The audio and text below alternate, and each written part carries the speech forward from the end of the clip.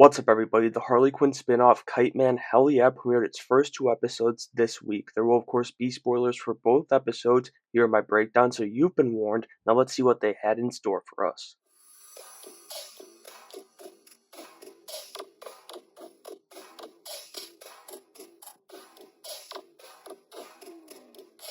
Starting with episode 1 here, we see that Lex Luthor has the anti-life equation here, and that'll, of course, bring Darkseid in, which is terrifying with these writers. But Bane, he's still hilarious, at least to me, as that's the one character I don't think I'll ever get sick of in this little animated universe. Then we see that bar from the Harley show with a bunch of bums as Lex decides he needs Kite Man because he's testing flying villains to protect the anti-life equation from the Justice League, I guess.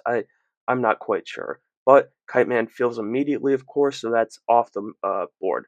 All that and a little bit more was all just set up for Kite Man and Golden Glider to buy the bar instead of Lex. And like, why not just start with that? That's pretty much my whole point here. They were just doing too much to set this simple story up. Then they ask his dad for money to buy it and get denied, so they go steal from him instead. And again, it's like this is a show about villains. How about we just have them steal? It's not made for kids, so why does every villain have to have some weird moral compass? But anyway, I'm going to try and keep my cool here with this show, as we did get a pretty epic fight out of that robbery at the mansion, and I actually really like Golden Glider here in the show because she's a legit badass. But even though I love the Tom Hardy parody Bane voice, I do need to start seeing some serious Bane in action. I've had enough of him being the big dummy during all that stuff, which, speaking of here, brings Darkseid into this show, and gods be good, that's terrifying. They can't even write a good scene for Kite Man right now, and I'm supposed to believe they're gonna do Darkseid well. It's just odd to me that they're going so big in a Kite Man show. It's like they wanted to do Lex versus Darkseid, but like they couldn't. So here's Kite Man.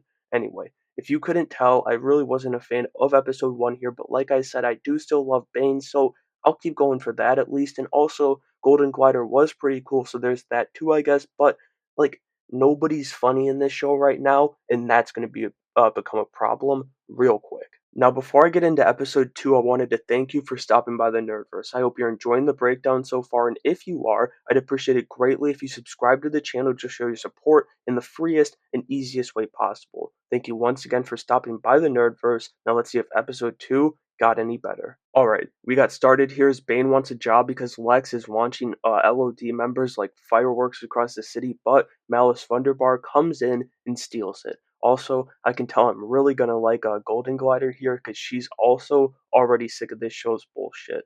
But the cool part of this episode was Malice's cat Cheshire eating people in the city and becoming a giant hunter in the streets. I loved it, and it was easily the best part of this episode by a country mile. The big problem, though, is that there's just nothing there when it comes to Kite Man and Golden Glider's relationship, at least for me. The writers behind this show really haven't had that kind of sauce since Harley Season 2, in my opinion, and I'm starting to get real concerned about the 5th season of that show coming later this year. Then, to end the episode, Darkseid comes strolling into the bar, and again, I don't understand the need to bring in these massive characters. Just do the small time show with Kite Man, with him and Golden Glider and some other villains. You don't need.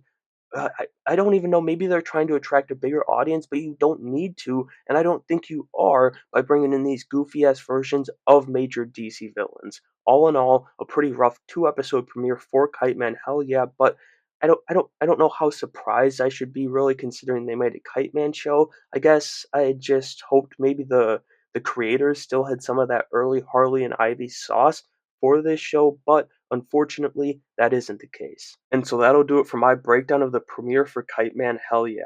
Like I said, pretty disappointing even with my low expectations that I didn't think it looked that good in any of the trailers, but let me know what you thought of the first 2 episodes down in the comments below and make sure you have a great day.